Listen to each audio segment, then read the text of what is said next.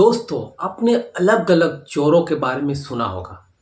ऐसे चोर जो अब आज का डेट में पोर्टी भी करते हैं तो सोना। ये सुनने में थोड़ा अजीब लग रहा है, आप देख सकते हैं खुद ही। आप इस वीडियो में खुद ही देख सकते हैं, ये जो 4 5 6 7 चोर है, ये मामूली चोर नहीं है। इसका पोर्टी भी सोना निकलता है, कहीं लैट्रिन भी करता है तो सोना का ही वारिस होता है। ये सच है दोस्तों, आपको सोचने पे मजबूर कर देगा, लेकिन ये हकीकत में है। ये पोटी भी करते हैं तो सोना ही करते हैं। इस वीडियो में आपको मैं पूरी राज बताऊंगा कि आखिर इसका पोटी का राज क्या है, जो लैट्रिन करते हैं उसका राज क्या है, क्यों सोना निकलता है और कहाँ से सोना आते हैं उसके पेट में। तो इस वीडियो में लास्ट तक जरूर बने रहिए। इतिहास अक्सर तलवार और राजाओं की कहानियां नहीं होता। कभी कभी इतिहास हवाई जहाज से उतरता है, हाईवे पर रुकता है और ऐसे छोटे के कस्बों गलियों में हमेशा के लिए दर्ज हो जाता है। आज की कहानी भी कुछ ऐसी ही है। यह कहानी है उत्तर प्रदेश के रामपुर जिले के एक इलाके टांडा की। एक ऐसा नाम जो हाल में बरसों में बार बार अखबारों में आया गया है। कभी सऊदी अरब के कारण, कभी सोने की तस्वीर के कारण, तो कभी किडनैपिंग के कारण, और अब आईएसआई जासूसी के आरोपियों ने कारण। सवाल सिर्फ यह नहीं है कि कुछ क्या हुआ है, सवाल यह है कि आखिर टांडा में क्या चल रहा है। तारीख 23 मई सऊदी अरब से एक फ्लाइट भारत के लिए रवाना होती है। उस फ्लाइट में 7 लोग सवार होते हैं।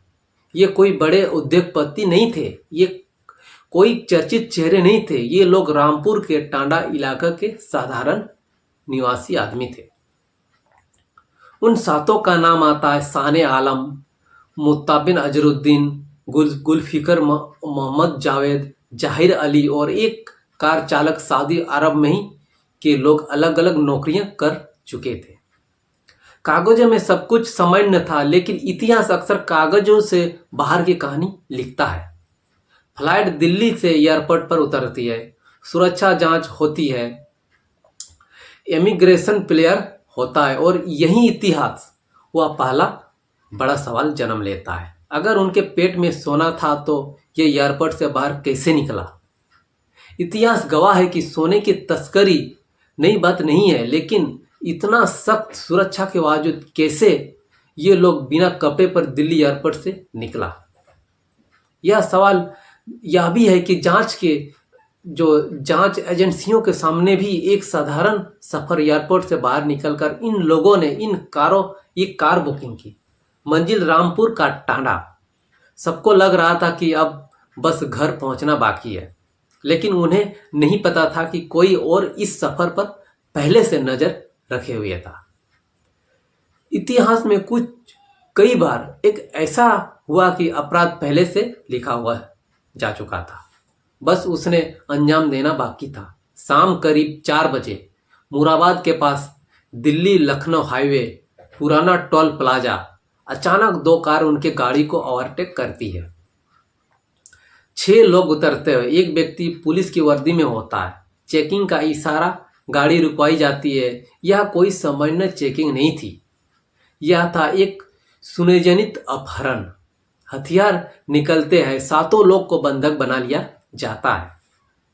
इतिहास में यह पहली बार नहीं था जब अपराधियों ने कानून का भेष बनकर अपराध किया था। अब कहानी एक नए मोड़ तक पहुंचती है। बदमाश सीधे एक ही सवाल कर रहे थे, सोना बाहर निकालो। यही वह पल था जब पीड़ितों को समझ आया, यह अपहरण पैसों के लिए नहीं था, यह सोने के लिए था। सबसे बड़ा सवाल, बदमाशों को यह जानकारी मिली तो मिली कैसे? उसको किसने बताया कि इन लोग के पास सोना है? इतिहास का यह अध्याय मुसीबत और इशारों करता था कि जांच के सामने आया जाए। सूचना टांडा से ही लीक हुई थी। सभी को एक फार्म हाउस में ले गया था। पहले खाना खिलाया गया, फिर दवाइयाँ दी जाती है। मकसद साफ था, कैप्सूल बाहर निकालो। जब घंटों बाद भी सोना बाहर नहीं आया तो धमकी दी गई, अगर सोना नहीं निकाला तो अंजाम बहुत बुरा होगा। तुम लोग के पास जो सोना है, कैप्सूल है, वो निकालो, नहीं तो अंजाम बहुत बुरा होगा। इतिहास में तस्करी हमेशा डर के के सामने में ही पलटती है। हर कानून में एक ऐसा पल होता है जब सब कुछ बदल देता है। यहाँ वह पल था जुल्फिकर का भागना जाना। मौका मिलते हुआ बदमाशों की पकड़ से छूट जाता है। गांव पहुंचकर लोगों को बताता है हमारा अपहरण हो गया है। इतिहास अक्सर ऐसे ही छोटे फैसलों से दिशा बदलता है।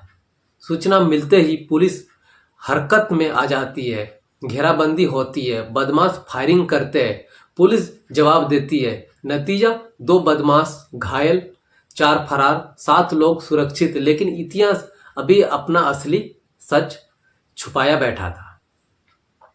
अगले दिन 24 मई सभी का अल्ट्रासाउंड कराया जाता है। सरकारी अस्पताल में रिपोर्ट साफ नहीं थी। डॉक्टर रेफर कराने से अनकानी कर रहे थे। यहाँ पुलिस को शक होता है, आखिर इस तरह क्यों हो रहा है। यहाँ पुलिस को बहुत शक होता है, क्या कोई और भी शामिल है।